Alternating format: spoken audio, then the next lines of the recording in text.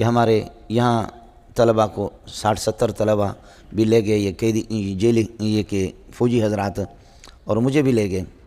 تو جو بات میں آپ کو بتانے والا ہوں وہ لمحہ فکریہ ہے، لمحہ فکریہ ہے، لمحہ فکریہ ہے۔ ہم لوگوں کو ڈوب مرنا چاہیے، سمجھے؟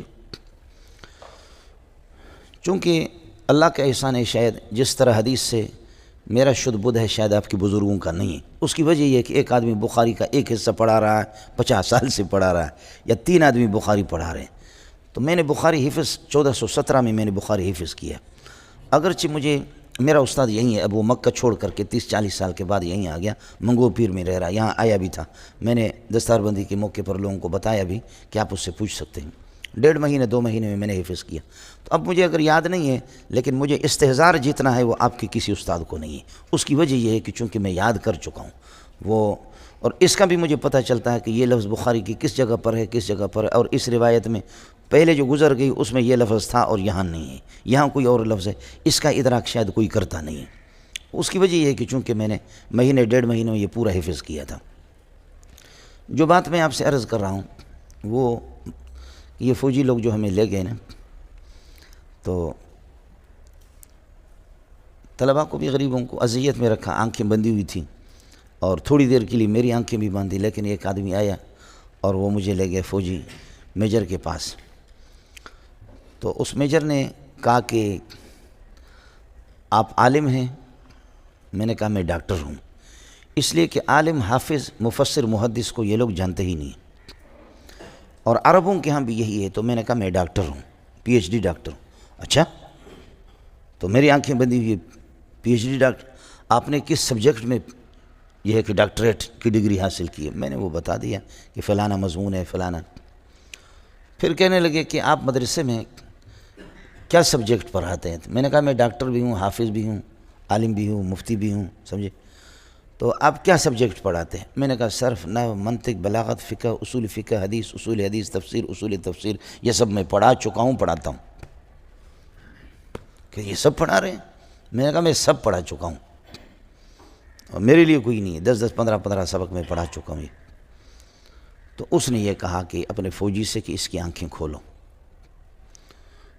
انہوں نے میری آنکھیں کھولی، تو انہوں نے کہا کہ مولانا ہمارا اصول نہیں ہے کہ کسی کے آنکھیں کھولنا، لیکن یہ کہ ہم نے جو رپورٹ معلوم کی ہے، آپ لوگوں کی کوئی رپورٹ نہیں ہے اور کچھ بھی نہیں ہے، یہ جو رپورٹر ہیں ہمارے انہوں نے بہت غلط ہمیں گائیڈ کیا ہے یہ۔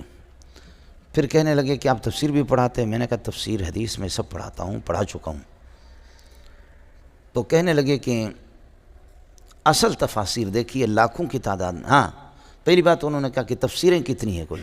میں نے کہا آج سے 22-23 سال پہلے جو سروے ہوا تھا، جو تحقیق ہو گئی، وہ یہ ہے کہ اس وقت 2.5 لاکھ تفسیریں تھیں، اور اب یہ ہے کہ 3 لاکھ تک تقریباً پہنچی ہوئی ہیں۔ کہا ویری گڈ۔ پھر کہنے لگے کہ کتنی زبانوں میں؟ میں نے کہا 700 زبان۔ کہا ویری گڈ۔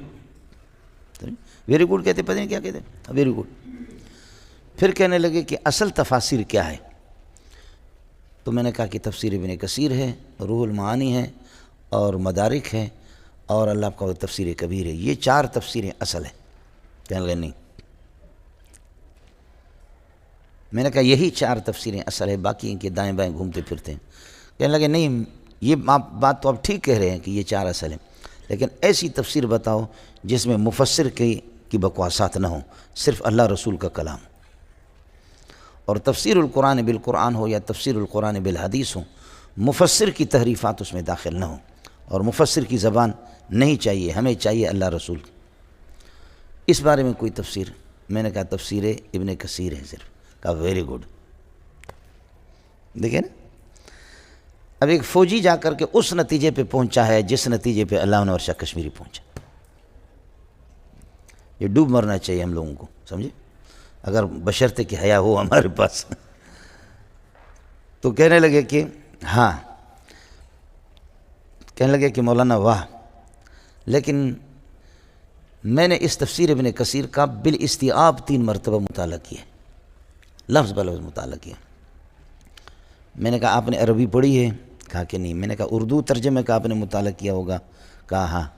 میں نے کہا کہ کس ترجمے کا؟ جوناگڑی کی ترجمہ کا؟ کہا میں نے کہا وہ پرلے درجے کا منحوس ہے، اس نے تحریف بھی کیا ہے، اور اس نے یہ کہ کاٹا ہے صفوں کے صفحات، اس نے یہ ہے کہ غائب بھی کیا ہے، جس کا ترجمہ اس کو نہیں آیا اس نے تحریفات بھی کیے، اور وہ جاہل ابن جاہل ہے، بالکل غلط ہے وہ ترجمہ، سمجھے؟